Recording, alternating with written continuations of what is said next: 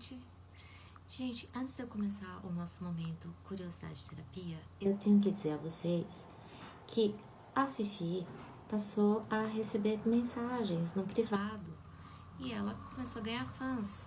E aí alguém aqui ficou indignado. Então vamos também apresentar hoje o Ciro. Ciro I, rei da Pérsia. Ciro tem 12 anos e ele não vai muito com a cara da Fifi, porque quem viaja comigo é a Fifi. Mas, enquanto estou em São Paulo, quem fica comigo, quem dorme comigo, quem toma conta de mim é Ciro. Gente, escreve pra ele também, tá? Bom, hoje o nosso momento Curiosidade Terapia vai ser sobre Versalhes, porque a gente está finalizando a apresentação audiovisual e o nosso guia Cid Quadros vai fazer essa sessão em breve. Então eu vim aqui contar algumas fofocas da corte Luís XIV, né? Mais conhecido como Rei Sol e conhecido também pela frase polêmica "O Estado sou eu, l'état c'est moi". Ele decidiu, né, levar a corte, mudar a capital para Versalhes em 1682 e Château de Versalhes se tornou a residência oficial dos reis da França até 1789. Lá viveram Luís XIV, Luís XV e Luís XVI. O palácio tem um pouquinho mais de 60 mil metros quadrados, distribuídos em 2.300 cômodos.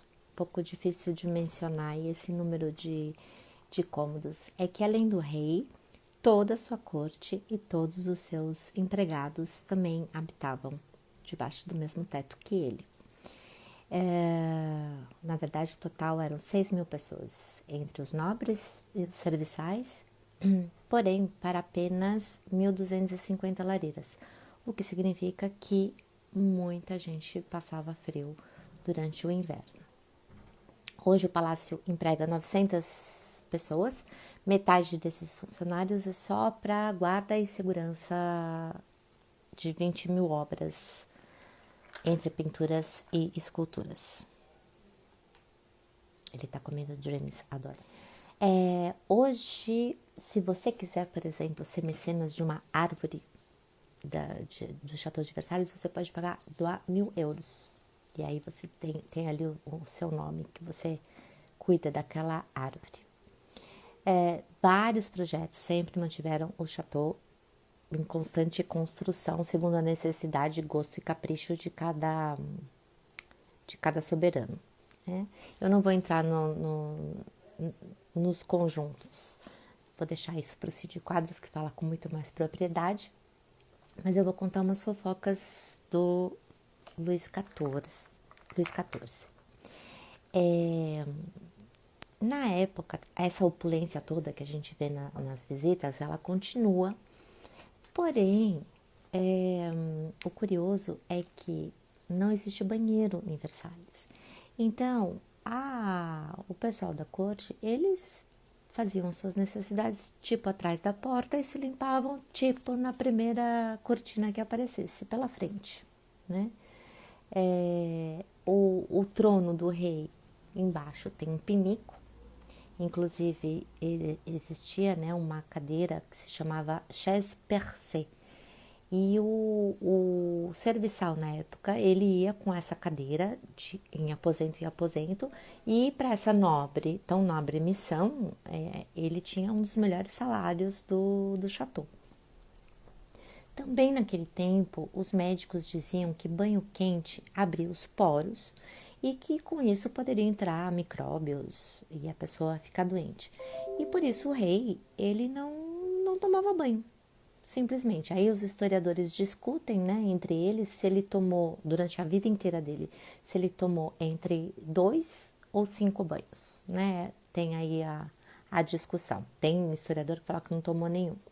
Então, ele ele, para amenizar um pouco, ele trocava de roupa várias vezes por dia. Ele tinha piolhos, a cama dele tinha pulga, e ele morreu aos 77 anos com um dente na boca. Tadinho. Bom, é claro que tudo isso que eu tô falando, né? Glamour depende do ponto de vista, mas é especulação, tudo que é relacionado à história tem aí teses, hipóteses, né? Apesar disso, aparentemente, Luís XIV foi apesar de absolutista, ele foi um bom rei, porque ele trouxe expansão e desenvolvimento para a França. Uma coisa que eu esqueci de contar e voltei para falar é que o rei tinha um serviçal que andava na frente dele, e enquanto o rei caminhava, esse serviçal ele abria algumas das 2.153 janelas do chateau para amenizar o odor real. Então, Luís XIV ele que introduziu algumas regras de etiqueta na França, e uma delas bem esquisita, que era que você deveria, ao invés de bater na porta para entrar, você tinha que raspar a porta com a unha do mindinho. Então, você tinha que raspar assim para avisar que você ia entrar. O final da história conhecemos, né, dos livros de escola. Quando estourou a Revolução Francesa em 1789, o palácio foi invadido. Luís XVI e Maria Antonieta foram detidos, aprisionados, julgados, condenados e decapitados. Recentemente, algumas salas foram abertas pela primeira vez ao público, além da restauração. Isso o Cid vai mostrar pra gente, para quem ainda não viu em primeira mão, que é o meu caso. E Versalhes também recebeu grandes estadistas, né, que ficaram hospedados no chateau, como Kennedy, Elizabeth II, Gorbachev e Boris Yeltsin. Ele foi projetado pelo super ultra pop star da época, o arquiteto Levaux, que morreu antes de ver terminada a sua obra, em 1670. Além disso, o Chateau Domínio, né, tem 800 hectares de jardins repletos de fontes, praças, jardins à la française, assinados por Lenôtre.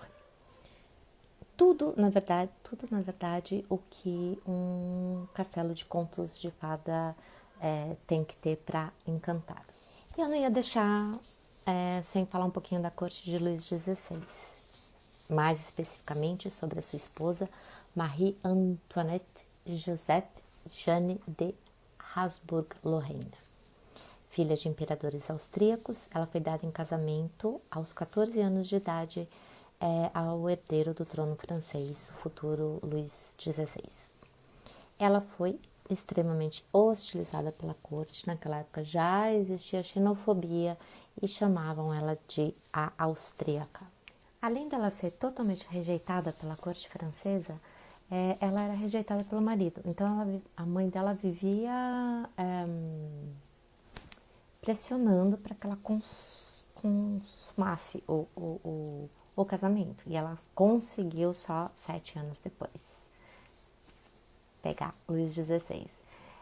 Então, ela era menosprezada, tiravam sarro dela, né, por os intelectuais, mesmo sabendo que ela não passava de uma criança. Então, com essa pressão toda e rejeição do marido e da corte, ela se afundou em comprar vestidos, joias, festas, jogos de azar.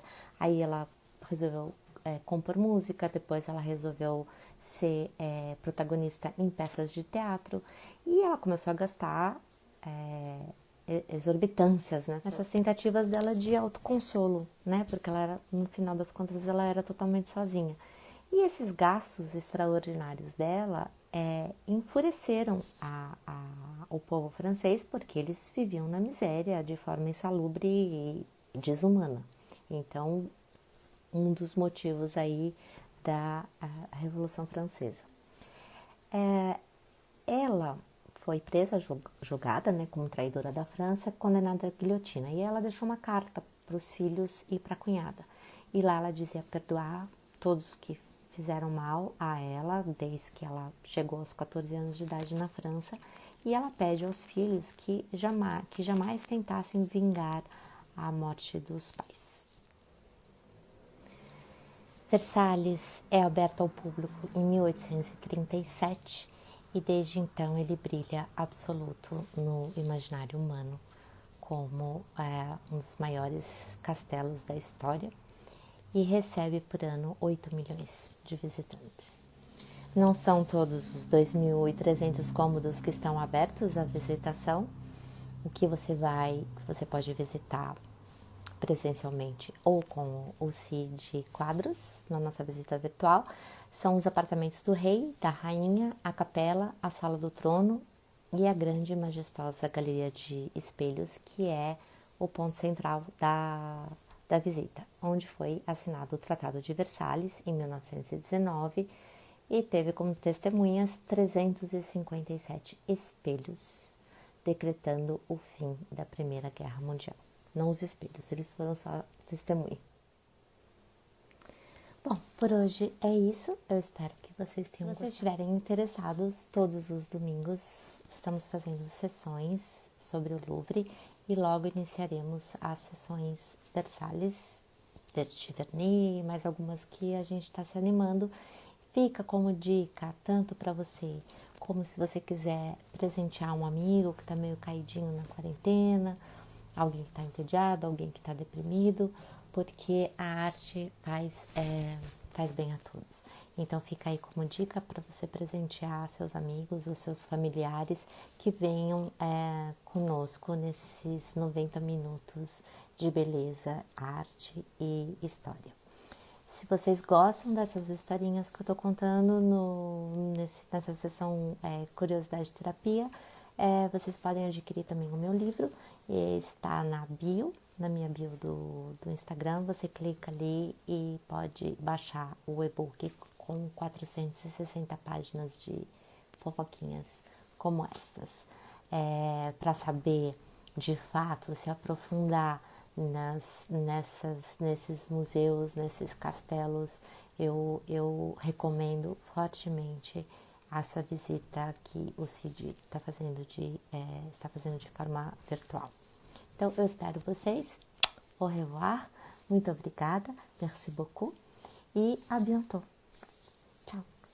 Desculpem, o Ciro foi embora porque eu parei de dar dreams para ele, mas a Fefe ficou. Então, ela também manda bisu para vocês.